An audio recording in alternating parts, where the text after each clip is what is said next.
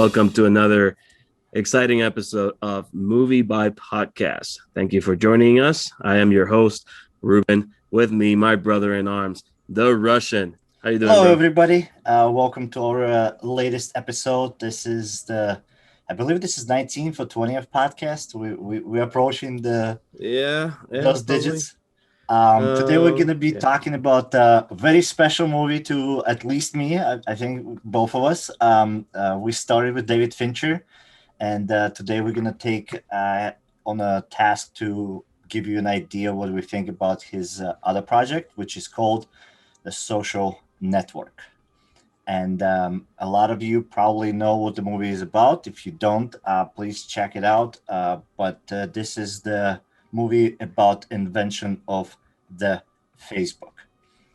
And yeah, so where to begin? How you want to start this? Who we gonna praise first? Are we gonna praise the screenwriter or the director? It's just so hard. Like, this movie is so good from writing, acting, directing that it's just so difficult to like praise someone from the start. First of all, this movie was released in 2010, October 1st. Directed by David Fincher, written by the great Aaron Sorkin, and starring Jesse Eisenberg and Andrew Garfield. Eisenberg in the role of Mark Zuckerberg, and Garfield in the role of Eduardo Saverin, and Justin Timberlake as Sean Parker, the founder of Napster. Napster. For those who are listening who know what Napster is, great. We don't feel that old. For those who are listening and are questioning right now, what is Napster? Napster is what pretty much revolutionized the music industry in the early 2000s when this gentleman called Sean Parker uploaded a software where you can download and share music for free, violating a bunch of copyright infringements and being sued by numerous artists from around the world. One of them, Metallica, right? But he revolutionized the industry because you pretty much could download one song from one album and you didn't have to pay $1 or buy the whole album to listen to just one song that you like from that band or that artist. So that changed the game for music industry, and this is what led to Pandora, Spotify, Tidal, Apple Music, and everything that we listen to nowadays, right? Nobody buys CDs anymore. CDs, it's a dead format nowadays, right? And Sean Parker plays a very important role in the foundation of the Facebook, all right? And the reason why we're mentioning the Facebook, we'll bring it up later on throughout our talk today. Which is funny to me because the movie's titled The Social Network, exactly. I thought it was like a really clever way to put it in there. The screenplay was written by fantastic, amazing Aaron Sorkin. I believe this is one of the best scripts. Like, if I had to pick one to save my life, it would have been tough between this and Steve Jobs. Molly's Game is still out there. It's a really good script. I like his directional debut on that, but I still feel Steve Jobs and The Social Network is his top work in movie industry. Obviously, we cannot skip The Newsroom. That's the TV show that he did. He did West Wing as well. Do you know what was his first writing credit? The good. A Few Good Men. The Few Good Men, and I actually watched that because of you. You made me watch that. Well, you encouraged me to watch that movie. Aaron Sorkin was a uncredited writer for Michael Bay's The Rock.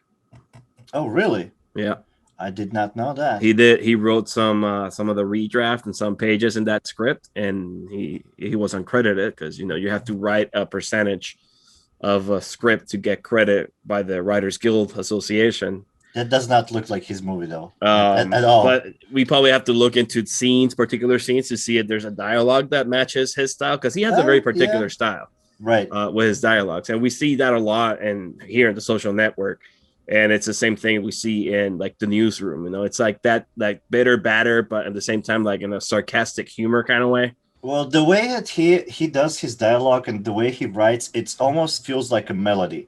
Like, it's almost like a song. There's a lot of repetition, for example, especially like in the opening scene of The Social Network. Like, you have if I'm not mistaken, out of the whole all lines of dialogue, there's a 22 lines which repeat. So one character says it, and then the second one repeats the same thing to kind of give the viewer an idea of like, this is what you need to focus on. This is what's important. And it's kind of like, in a song, you usually have the repetition of the chorus and you have the repetition of some words. So, Yep.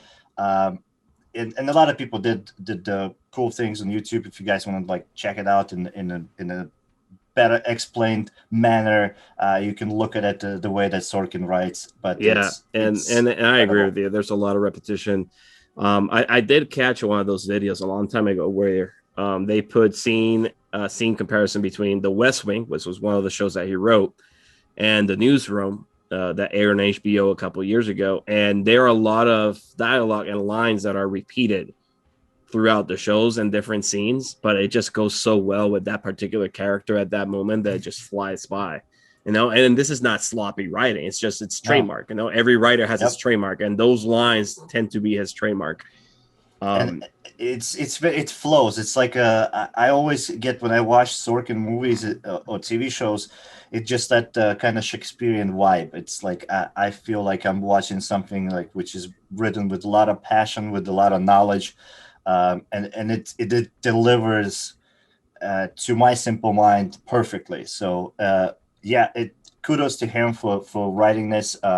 It was based on a book actually by Ben Mesrich, if I say that right. Yeah, Ben Mesrich. Yeah. So Sorkin actually decided to write the script in 2008, I believe, 2009, and 80% of the script was already kind of finished before the book was published by Ben Mesrich. And Sorkin like read 3 pages and he's like, well, I need to incorporate that. He felt like there was so much material in the book which going to help to bring the story to life that he decided to adapt his screenplay to the book, or adapt the book towards his screenplay, or whatever the way you want to look at it. So yes, it's fantastically written script, and the amazing part is that it has 162 pages. Mm-hmm. And usually it's 162 pages. You're looking at about 3-hour movie. David Fincher managed to put it in 2-hour movie. This movie is exactly 2 minutes and 25 seconds. Well, I read that the studio wanted to cut pages off the script. But Fincher said, like, no, I want to shoot the whole script. And he told Sorkin, prove to me that you can read this in 2 hours. Like, read me the script in 2 hours. And it's exactly, Sorkin did that.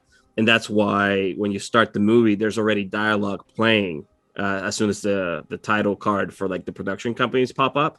There's already dialogue going because that's the start, like that's how Sorkin read it. And that's how Fincher wanted to prove to the studios, like, I can make this 160 something page script into a 2-hour movie and not make it into a 3-hour long movie. And it works fantastically because it's the pace, the story of that story itself just keeps you driven. Like, because you want to know like how this social network was created. You want to know more about the Zuckerberg character and why he is who he is. And at the same time, we have 2 narratives happening in this movie, right? We have the story of how it created, because it's being narrated during a deposition, 2 depositions that they're suing Zuckerberg for. Right, we had the Winklevoss twins, and the Devin Nihendra, who are suing him for stealing the idea of creating a social network. Right. So their original idea was the Harvard connection. Exactly. And then we have another deposition where Eduardo Saverin is suing him, right, for his percentage of the company, right? Because he pretty much was his option for his shares being his deleted. shares of the company, yeah, because he was pretty much like in a way like kind of like bought out. For very cheap, right? Pretty much for like the same money that he invested in, right? And that's played through in the movie, and that's very like I love that scene, and we'll go into that sooner once we go deeper into the movie. Sorkin won an Academy Award that year for Best Adapted Screenplay. Did he really? Yes. This movie was nominated for 8 Academy Awards. It won 8. It won Best Adapted Screenplay, Best Original Score, and Best Editing. Fincher didn't win as a director? No, he That was one. nominated. It was nominated for Best Director, Best Picture, Best Actor for Eisenberg, and Best Cinematography is another one that it was nominated for. Who won that year? Do you remember? I do not, but it's something that I can definitely look up. It was the Uh, 83rd Academy Awards. So that's the first scene of the dialogue where Mark Zuckerberg breaks up with non-existent in real life girlfriend of his at the time. That's according to the movie. Film debut of Rooney Mara, also Rooney Mara, who is the sister of Kate Mara, who was in another Fincher kind of produced / directed The House of Cards. So that first scene took 99 takes. Like, that's, to me, just mind-blowing. Like, you're gonna have to do that scene 99 times. Like, I think it takes a lot out of the actors, but then I mean, that's your job, that's what you do. And Fincher is known for doing multiple a takes. lot of takes. Like, and a lot of actors, especially on this one, Jesse Eisenberg, he was saying, like, sometimes I do the take and I feel like I nailed it. Like, I feel like I did an excellent job. And Fincher was like, I didn't like your eyebrows, like, movement. Like, let's And when he chose and say cut from Fincher perspective, and Eisenberg was like, I didn't do anything special. Like, it just felt like I was, just kind of in a scene, but I was not given my best as an actor.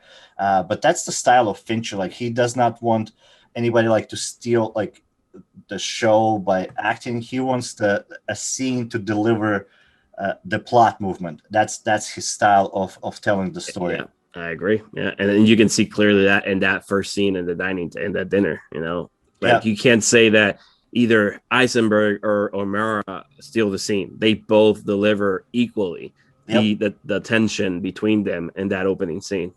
Yeah, and like that's what makes this movie to me so special. Like you mentioned, like Jesse got nominated. I'm like, I thought he was okay. Like, I really feel like when it comes to the acting on this movie specifically, everybody just did okay. Like, I did not feel like mesmerized by any performance, but I wasn't pushed away and being like. So I pulled up the info that you asked earlier. So that year, The King's Speech won Best Picture. Oh, okay. And then obviously Colin Firth won Best Actor that year, and then Best Director, I believe it was also Tom Hooper for The King's Speech. I mean, King's Speech is a great movie. And it was that year. King's Speech was nominated for Best Actor. Javier Bardem, Jeff Bridges for True Grit, Eisenberg, and then James Franco for 127 Hours, which is a Danny Boyle movie. Haven't seen that one, but I know the story.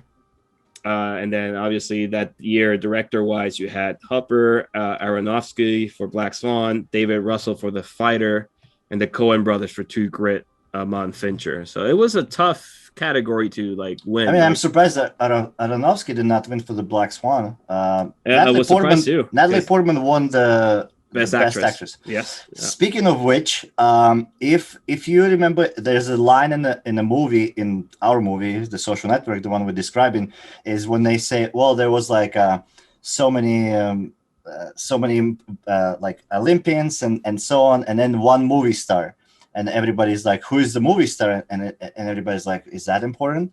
Yes. The movie star is Natalie Portman. Yeah. That's who they talk about, because from 1999 to 2003, she actually went to Harvard, and she did meet Mark Zuckerberg, because that's the time when he was in Harvard at the same time.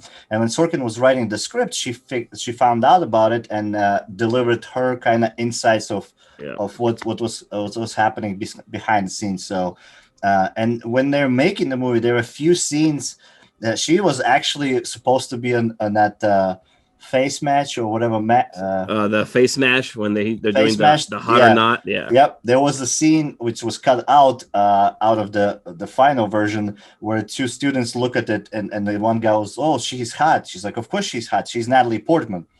So that was taken out. Don't know why, but I can only guess. Fincher might have his reasons, at the end of the day.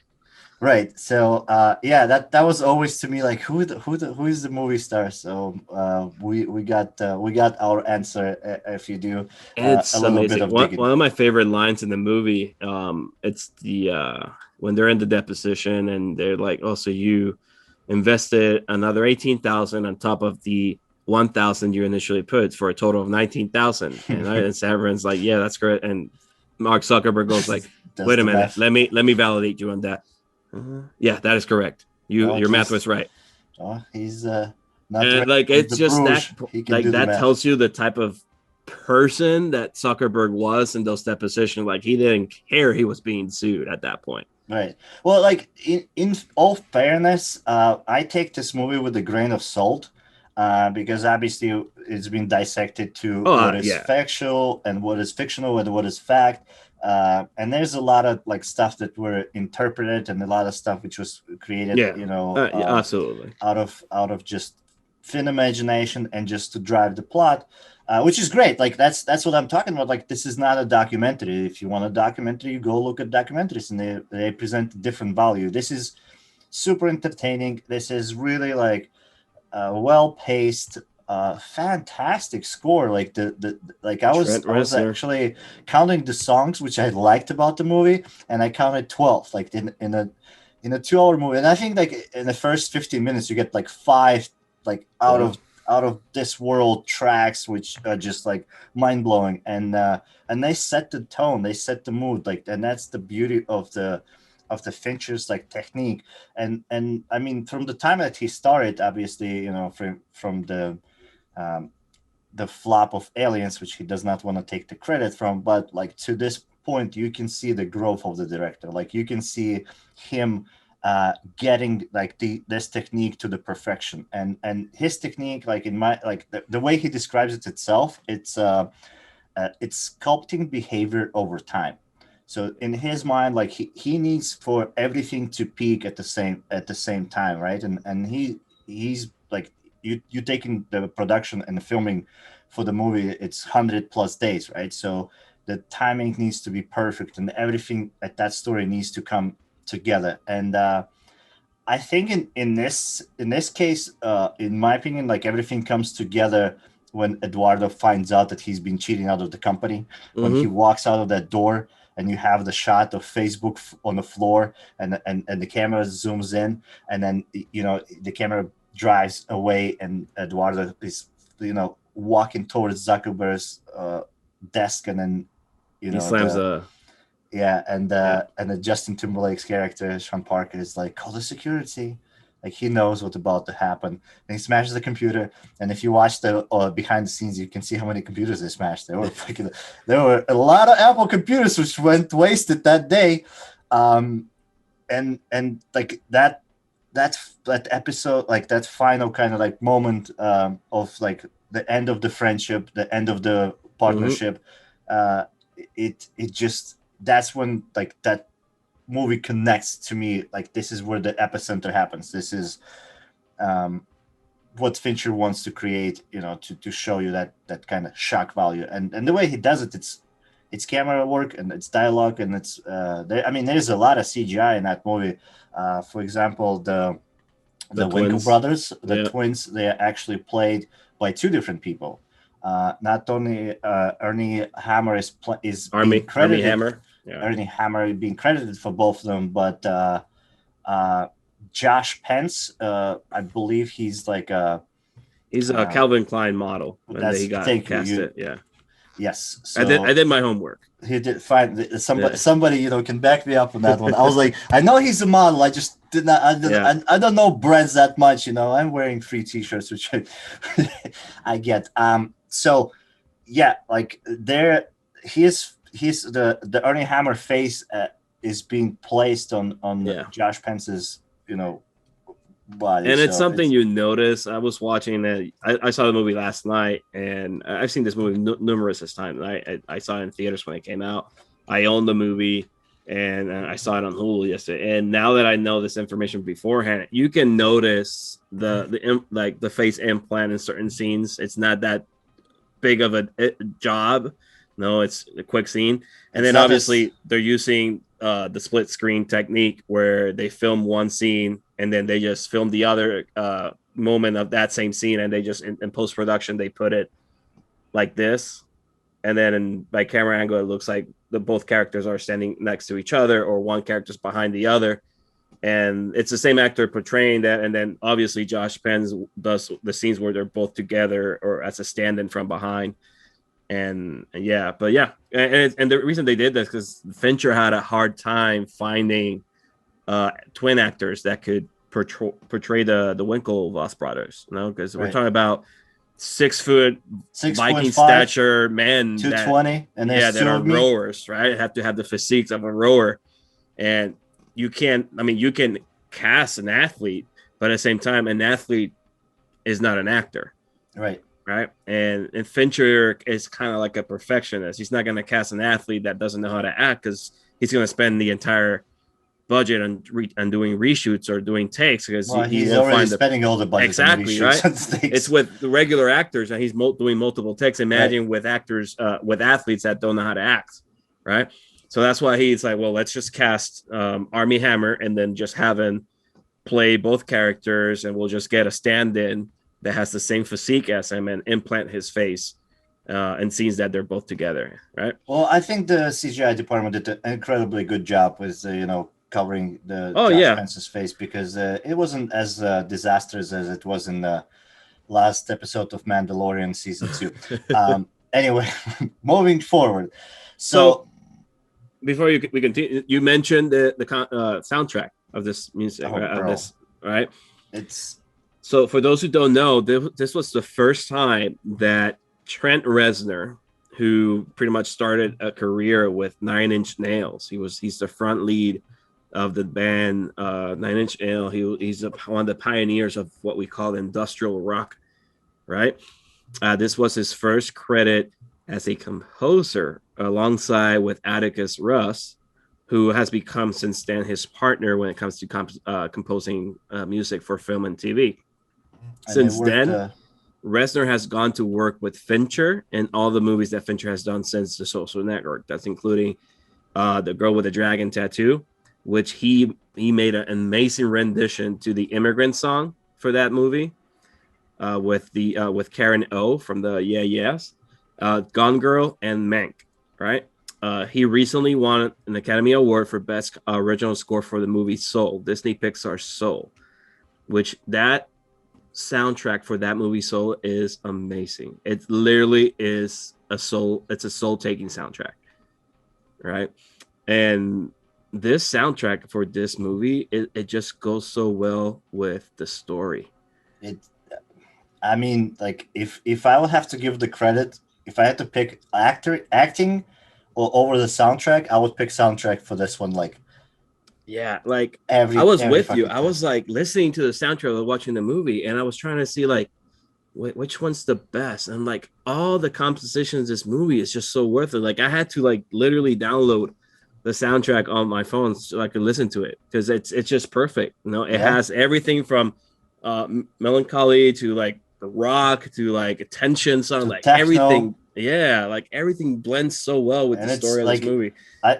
I feel like the scene when the race scene on the lake or on the river, bro, that's montage in a combination with the song. I think that's like perfection. Like you can't get better than that when it comes down to the visual representation of the song.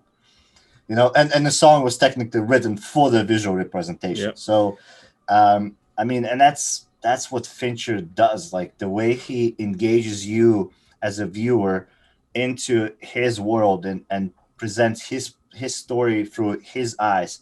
The cool thing about his style, which I find is incredible, and a lot of directors do opposite, is that Fincher does not held camera with handheld camera.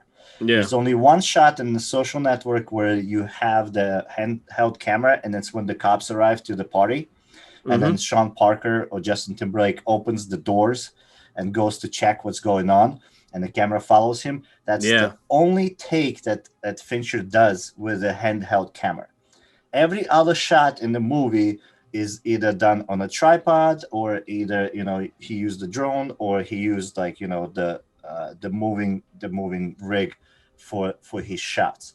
And the way he does it, like, it's, you do not see it like per se, but so much work is being put to set it up. Like when the character and the camera moves with the characters. That's one of the trademarks for Fincher. Like, and obviously we talked about it in Seven, and it's every movie Fincher ever does. It's the movement of the camera with the character. Like if the character stands up, the camera moves up. If the character starts moving through the screen, the camera is following him. And the choreography there is just mesmerizing. The speed of the movement of both objects is pretty much the same. So, and speaking of the girl in the dragon tattoo, like there's the tiniest part with our protagonist, like he leans backwards, and the camera fucking tilts. Like the mastery that Fincher puts into his directing is, I mean, to me, it's beyond comprehension. It's like watching the master work his magic and share it with us as viewers. Yeah, that's what Fincher does, and I think he's one of the best directors out there. And even though, like, I don't want to diss the latest project that he did, I haven't seen it myself. I know you have, but that's sometimes it's a little bit out of my reach when the creators try to do something extremely artistic, and I'm like, I'm just damn village idiot. Like I can't, The camera work is amazing, like you said, and like the cinematographer of this movie is Jeff Cronenworth, right? And he's been working with Fincher since Fight Club. He did Girl with a Dragon Tattoo. He also did Gone Girl with Fincher, and he's doing the movie that Sorkin's directing called Being the Ricardos. It has Nicole Kidman. It's kind of like a behind-the-scenes look at the life of Ricky Ricardo and Lucille Ball during like the setting of like when they were recording I Love Lucy. Aaron Sorkin's I have no idea filming who that. that is, but You ever seen the show I Love Lucy? Nope. Oh, well, it's a very popular like... show in the 1950s, 60s. Lucille Ball and Ricky Ricardo, they play a married couple. She plays like a housewife, but she always gets into these like hijink scenarios. It was a very popular sitcom. Gotcha. But apparently there were a lot of tensions behind the scenes, and this is what this movie's about. It's like that story behind the scenes. I mean, you give tension to Sorkin, and he's gonna make a screenplay out of it. Like it just. Jeff. But by the way, one thing to mention, since you brought it up and it's kind of clicked with me, is that in a scene where Mark Zuckerberg, played by Jesse Eisenberg, trying to cheat on his art exam, the profile he's using is Tyler Durden. So, the if you look it up, that his I guess his alter ego is Tyler Durden, which obviously we know is the character from David Fincher's Fight Club, played by Brad Pitt. Also, Cronenworth did. I don't know if you've ever seen this movie. Obviously, you've seen 1 Hour Photo. Yes, I think it's very underrated performance by. Who was in it? Robin Williams. Robin Williams. Yeah. And he also did K-19, The Widowmaker, which was directed by Catherine Bigelow. That's about the submarines, right? Yeah, the Harrison Ford. Yeah, I've seen it, but if you would have to like tell me what Catherine it's about, Bigelow, who I would remember. Eventually we'll talk movies about her. She's done Point Break, like the Keanu Reeves and Swayze version, and then The Hurt Locker. Hurt Locker, that's her biggest one, and Zero Dark 30. Zero Dark 30, she did that one too. And she was the wife of James Cameron, right? Yeah, she was married to James Cameron. Yeah. All right, so she beat James Cameron for Best Director that year. Yes, because he was nominated for Avatar, and she beat him for the Hurt Locker. Yeah. But moving on back to the Social Network. So yeah, we talked about the composition, we talked about cinematography, the writing. We've been mentioning back and forth the importance of what David Fincher does with his movies. This is not our first take on the Fincher movie. Our first episode of Movie Bite was about Seven, and we went into depth of what an amazing director he is. And Seven was just his second credit of work. After that, he's done a whole line of movies. And we will eventually bring up again another Fincher movie later on. While we keep, because we have to. You can't do a movie review podcast without talking about Fincher the work of Fincher. Months. Yeah, but like every movie he does, in a way, it's different. Even though what is your favorite movie of Fincher? God, what if you had to pick? I know, but like if you had to pick one, what would it be? Honestly, if I had to pick one, it has to be Fight Club. Fight Club? It has to be Fight Club. Right. And anybody who is listening to us, if you guys leave us a comment, what is your favorite Fincher movie? Let's get the debate going. Leave us a comment on our YouTube channel, or go to our page and leave us a message on Facebook, and let us know. Like for me, is Fight Club. That was the first movie I saw that introduced me to Fincher. Right. After that, I started going more into his work. I saw Seven. I saw Alien 3, and The Game. The Game is probably his most underrated film. Dude, that movie is fantastic. A lot of people forget that The Game is a Fincher movie. You know, everybody knows Panic Room, obviously, Jodie Foster, great movie. But a lot of people forget about The Game. Yeah, that was the time. I think it came out like in the same year with the Titanic, or maybe 1997. Yeah. I can tell you which was my least favorite movie of Fincher. Unfortunately, you're gonna say Monk. Oh damn! I forgot about fucking Benjamin. Curious Case. It was actually Benjamin Button, but I've actually finished Benjamin Button, and I can actually sit through that movie. I could not sit through Mank.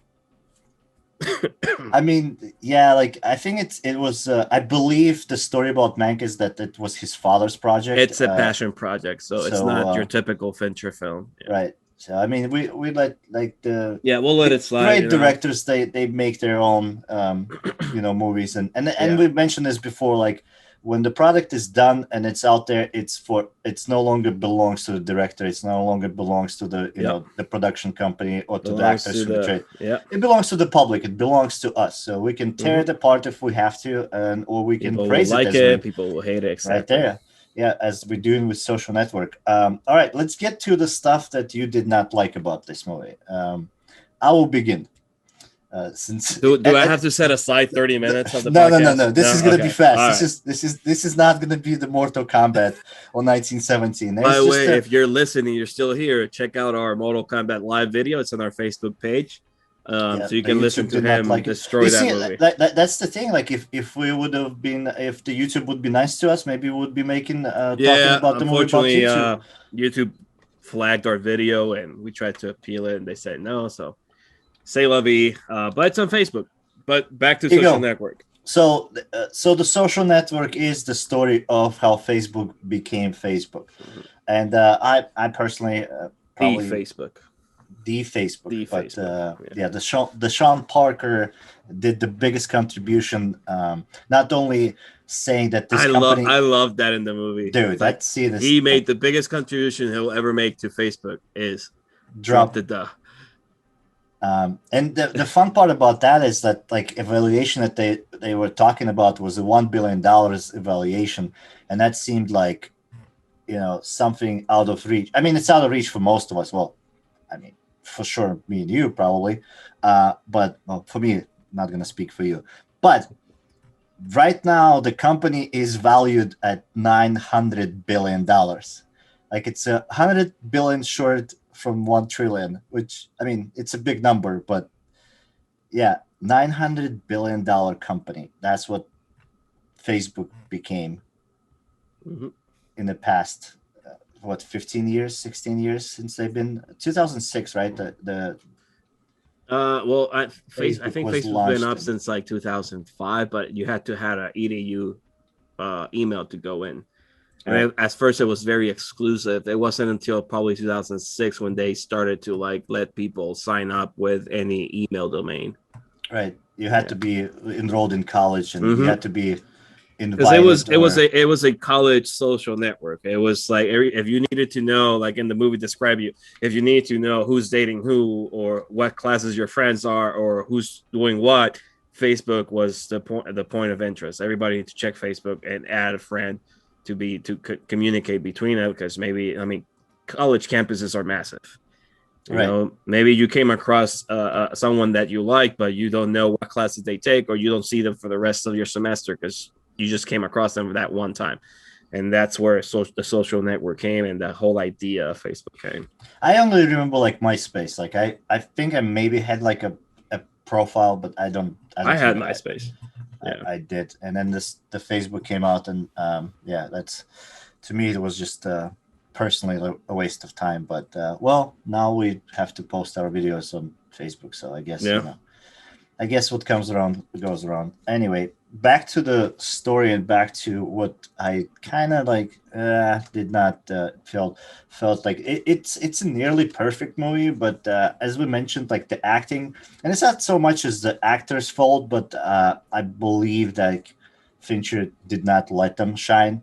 But I also do not believe that any of the actors actually have range. I mean, kudos to Justin Timberlake for his last performance. It's an Apple movie, which is it's okay. They push some boundaries there, which great to have the social dialogue on those things. But Eisenberg, like that's his probably best role, but he kind of plays himself. Like if you watch other movies with him, Yeah. that's him. Mara Rooney, I mean, she has an opening line, and then she has like one more scene. Yeah. one more scene, which is probably one of my favorite. Yeah. She's like, I don't want to be scenes. rude to my friends. Hold on. I think I have it pulled up. So this is what she says. It didn't stop you from writing it, as if every thought that tumbles through your head is so clever it would be a crime for not to be published. And that line is just so fucking true for everybody out there right now who just typing and posting and tweeting and all that shit. Like, keep it to yourself. Like, you don't have to, like, every thought you have does not need to be. And that's like Elon Musk. If you fucking hearing me, like, bro, like, you gotta chillax. Like, you gotta easy. Like, well, don't get me started on that bullshit. But just like it's like every thought you have, it's and internet is written in ink, and that's the next thing that she says. The internet is not written in pencil, Mark. It's written in ink. Mm-hmm. And you published that Erika Albright was a bitch right before you made some ignorant crack about my family name, published my bra size, and then rated women based on their hotness.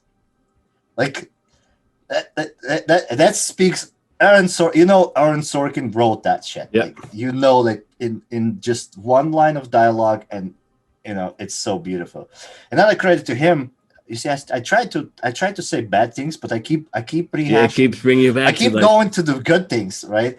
I'll get to the bad. Trust me, guys. The bad is coming. It's not going to be as bad, but it's still going to be a little bit of dirt in this honey pot. The Sorkin, he gives like the long lines to his characters, but they deliver them with such a like oomph that it's just stinks. It's so clever, it's so phenomenal. I don't think anybody has that writing style, and that's what makes him a unique writer. And I actually thought that he has written a lot more stuff than he actually did. Like, besides the Social Network, you got the Moneyball, you got Molly's Game. What else you got? Trial of Chicago 7. That's his latest one. A Few Good Men. Steve Jobs. Like that's about it. Like I have not seen the Charles Wilson War. I really want to see it. Now I did not know that he wrote that, and I believe that Tom Hanks is in it and Julia Roberts is in it. Yeah. Have you seen that one? I think I saw it once. Did not click. It wasn't for. It's kind of one of those like political drama / comedy. Right. I didn't click with me. I do remember watching it because I think it also has Philip Seymour Hoffman in it. Yep. And it's not my type of movie. Not your cup of tea. Well, I mean, everybody, every writer, every director gonna have misses, but as long as they keep trying and delivering us one of the best performances they can, we're gonna keep watching their work. So back to the acting, was not that great. Like it's very blah for me, and I was surprised that Jesse got nominated for his role. Another thing that, like, since the story is so fresh and so new, and you can actually fact check it, that the part that the fake girlfriend in the beginning, Yeah. Zuckerberg at the time was already dating a girl, which became his wife. I'm not gonna say the name because I just don't know the name, but Don't know. We don't care either. yeah, who cares? But yeah, so there is a premise that he did created the face match or whatever face mash Face Smash, yeah. because he was heartbroken. So that that led to him crashing the Harvard The Harvard network, yeah. the Harvard network. That is the truth part. But like the movie ends on a note that he's sitting there and clicking the refresh button, waiting for this girl who broke his heart to kind of befriend him, and that's the end of the movie. And to me, like, I don't know how you should have ended this, and I'm not here to give you the one of those who like point at the problem but not gonna give you the solution. Even if he just ended that, I'm gonna take everything like from you on when Eduardo gets pissed and leaves, and then they can just roll some of the stuff saying, hey, this is what happened. Yeah. That would have been maybe better conclusion, because the movie did not felt whole, and obviously the story behind continues, and the Facebook still exists, and the Mark Zuckerberg still exists, but and it's not like a bullet at Sorkin. It's not a bullet at Fincher. It's kind of just my whole concern about if this is the way that they wanted to end the movie. It was cheap. Like it did not. I probably would have ended with how Rashida Jones delivers that line. It's like you're not an asshole, Mark. You're just trying hard to be one. Right. And then she walks away. I think at that point I probably would have used that moment right there, that last line, and then just do like a slow like fade out and start doing like the little end title cards, right. showing what happened afterwards, and then just close and not show Zuckerberg, like you said, like trying to befriend the woman that he pretty much at the beginning of the movie insulted because he was heartbroken, right? And right. And this is the reason why I created certain things, and she was my drive to do these things kind of way. And then I'm trying to befriend her because I'm still trying to apologize because I never got to apologize to her. Like it shows like kind of like a weak side of the character that you've been driving through the 2 hours of this movie as a very like OCD, like I don't give a fuck what you think about me. I'm just here to do my thing, and he's like emotionless through the entire exactly movie. And then all of a sudden you give him emotion at that end because he never got to apologize because she never let him apologize at the dinner table at that dinner party, right? Because Eduardo Severin in that scene goes like, you did good, man, you did good, right? You apologize to her, and he's like, he doesn't say anything. Expand. He says we need to expand. We need to expand because again, she's the driving force. He feels like getting heartbroken. Like, I need to. Yeah. No, the funniest part when she says "Good luck with your video game." Oh my god, that shit. Like that was delivered perfectly because it just shows you that she's done with him. Like she doesn't care what he does with his life. Like she's moved on, but they keep showing him as a person that's like, hey, I want to apologize. Like I haven't moved on for you. Like you're a billionaire. Like if this woman is your driving force, just move on too. Clearly, she doesn't want anything with you. And in that scene, if you look at the script, actually, like they took it out because with Fincher, like he goes through the script line by line with the actors and with the writer to get convinced that needs to be in his movie, in his vision. But there's a line in that same scene where Erica says, hey, Mark, a year from now, you won't remember this conversation and you won't remember me. So originally, it wasn't like how we're going to end it, because if he's not going to remember, or maybe that's his to be spiteful when he says, oh, I think you're wrong. And then she says, well, listen, good luck with your video game. But I don't know. It did not. That's why it did not click. Like that ending just did not give me the satisfaction of when I walk out of the movie, like, and I don't want to bring Marvels here, but man, they can fucking end the movie. Like they know how to finish that shit. Like you walk out of the movie and you're like, holy hell. And like, for example, Joker, like you walk out of it, you're like, holy.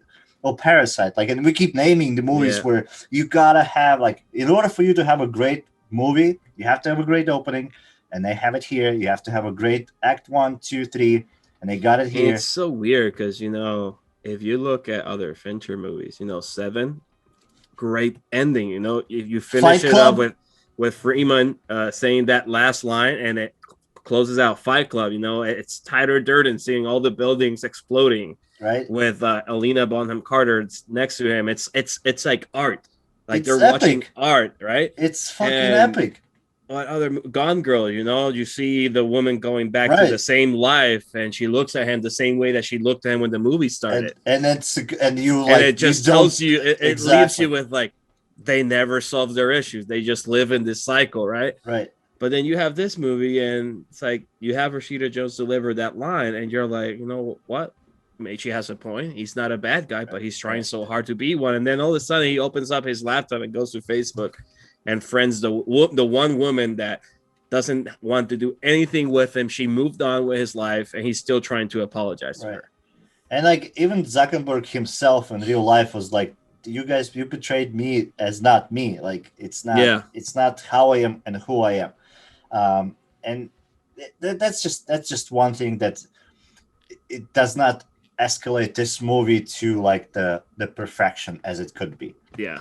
But other than that, like, to me, everything else besides that, like the final and a little bit of all over the place, like the storylines with like, and I did not dig into understanding if Eduardo's girlfriend was as crazy as she was portrayed. I think that's just dramatic purpose. I think that's just to show you the effect that social network has on people. Right, like when she like comes accusing him about like, it's like, why is your relationship status? Yeah, and he's like, I created that when we first launched. I haven't had time to change it. It's like the man doesn't have time to change it. He's trying to run a business, trying to finish college. He's being elected to one of the Harvard's most prestigious like clubs, and she's questioning. He's like, why haven't you changed your status to single? Like, why didn't you answer your 47 texts? Right, like, how crazy are you to admit that you sent 47 texts? And I love that line in that movie where he goes like, yeah, and I found that behavior to be completely normal. Yeah, like amazing. Like, I love the sarcastic in there. But that's one thing. Like, if I have to like chip into like the Facebook conversation, I think people take that stuff too seriously. It ain't official if it's not on Facebook. Well, like I'm saying, like posting stuff, debating stuff. Yeah, like, and I mean that's what I say. Everybody, it's a famous saying that people say. I know you're not on social media, but there's a joke that always trends is that, oh wait, you got to change your status on Facebook. It ain't official until you make it official on Facebook. It's something people do say. I just don't get it. Like, it's something they do say. Like I mean, it's. Like, if I want to interact with somebody, I'll fucking interact with somebody. And like, I don't know what it's been, and I don't know what it's becoming. I'm not on it. I don't know, so I can't really speak out. But from what I gather and how these big corporations gather information and how they use that information into manipulating their users. Ex Machina. Right. That. Yeah, we discussed that movie, but like this is really happening in real life. Like, we can talk about the not these election, but the ones before that, how people got targeted and how they got manipulated. And there's millions of documentaries about that. So guys, if you want to check it out, check them out on your time. This is not the podcast for that. I'm not gonna go into that. Don't see the Ruben is very pleased about that, but anyway, yes. So movie is great, but it's not perfect. So the directing is fantastic. The screen is fantastic. It's just that ending, they just did not pull the weight for me, at least. And I'm sure like some people like the ending. It's fine. But like even the score, you can see it's on IMDb. That's what I look at. It's 7.7. It does not even break the 8 mark. So a lot of people about that, but yeah, a lot of people did not find it as a masterful as maybe me and you do. I mean, you can't like look. if there's people out there that look at this score and they're expecting to see John Williams or Hans Zimmer, like, no, like Trent Reznor and Atticus Ross created something unique for this movie, and it Right. has worked so well with other projects they've done. Like they composed the score to Watchmen, the TV show. All right, and it became, and they won an Emmy for best composition for a TV show, I think, recently. Like they have something unique. It's not your traditional composer work, but it works for the movies that they do. And if you see Soul, like this, like you and I have seen Soul, Disney Pixar Absolutely. Oh, Soul, it's and fantastic. like you can't really, like, after you listen to that score, you can't really say like, no, that somebody else could have done a better job. No, like that movie has such a deep message, and it's so important as far as the message wants to deliver about, about people having souls and like being who you are. That the music just ties in perfectly with it. Like I don't know what people are thinking, and then again, you're entitled to your very own opinion, but like Trent Reznor did something special for this movie, and he's gonna go and continue doing amazing composition for work like films. And Absolutely. yeah, So if you would have to rate it from 1 to 10, where would you land? What would be I your would rate The Social Network at it 8.5. 8.5? I agree with you. Yeah, 8.5. That's where it yeah, sits. because That's I where agree with you. The acting is not perfect. Eisenberg is pretty much playing himself. If there's anyone I want to give kudos in this movie, it's Andrew Garfield. His character of Eduardo Severin, from like what you see at the beginning of the movie and how it slowly transitions to this guy that pretty much hates his best friend, is great. Justin Timberlake, he's okay. You know, you got lucky, you got cast in the Fincher movie, right. right? He's not an A-list actor. He's done some good work, but again, let's be fair. Like Justin Timberlake's only good for one thing, is that singing, right? And He's he just haven't been, done he that just in a had, while. yeah, and he just had luck of working with great directors. Fincher, Right. Andrew Niccol, who did In Time, which he starred, which is an amazing movie. But again, he doesn't make that movie amazing. The story does, right? Same with this movie. Yep. He's not amazing in it, but the story and what Sean Parker was and how he helped Facebook to become what it is today it delivers. The writing is on point, but again, I think one of my main flaws is going to be mostly the acting. I mean, there's certain characters that I feel, to be honest, I like. There could have been other actors that could have played Mark Zuckerberg better. Well, Shia LaBeouf's supposed to play him. Okay, let's take that back. I think Jesse Eisenberg is a perfect casting, because if it was between him and Shia LaBeouf, it would have been Shia Eisenberg for LaBeouf, me. yeah. And don't get me wrong, Shia LaBeouf was still riding off the success of Transformers when this movie was in production. Right. You know, this is 2009. Right, he's coming off from the successful, so he was an A-list actor at that time. But I don't think it would have worked for him at this point. And we've honestly, seen how his career. My opinion personally, neither one of them could have messed it up more than one did. Yeah. So, and I'm not trying to say that he messed it up, but it wasn't like it was delivered so flat that I didn't have any feelings for his acting. But if Shia LaBeouf was in it, same. I don't know. Before we wrap up, there's one thing I really like about this movie. It's the marketing behind it and the tagline on the poster. Oh yeah. And the tagline of the poster says, "You don't don't get to 5 million friends without 500. making a few enemies." It's 500 million. 500 million. Yeah, that's what I said. You just cut me through. You let me finish. You said 500. I said 500 million. Okay. My bad. Maybe I did say 500 and I'm cutting you through. Well, all right. But that being said, is that when they finished the movie, the Facebook only had 300 million. So they had to change the tag. But on the day of the release, they had 500. And that kind of came together. So yes, marketing. I mean. And obviously using the same font and color of the Facebook banner and put it in the social network to like officially saying like, yes, this is the Facebook movie, but we can't call it the Facebook movie. Right. But yeah, overall, everybody knows it's a fucking Facebook movie. Yeah. But yeah, I mean, overall, 8.5 out of 10. It's a great movie. One of Fincher's best from his line of work. Great composition, great writing, great directing, acting. It's there. Some scenes deliver, some scenes fall flat, in my opinion, like you said. But overall, it's a good movie, especially like if you don't understand how like the impact social network has had. This is probably the best movie to start understanding why it has an impact it is. And obviously, there's a lot of creative things that are taken to this movie that don't really happen, and that happens with every like auto bio movie that's made. You got to create some drama to like drive the story, because sometimes these people in real life didn't have really any drama, and just telling them a story of how everything is kind of boring, so you need to create that. But on that note, if you guys want to check out another great story, the movie called The Founder, and that's about the guy who created McDonald's chain. So I believe that's on Netflix. Yeah. And that's starring the guy from The Birdman. Michael Keaton. Batman.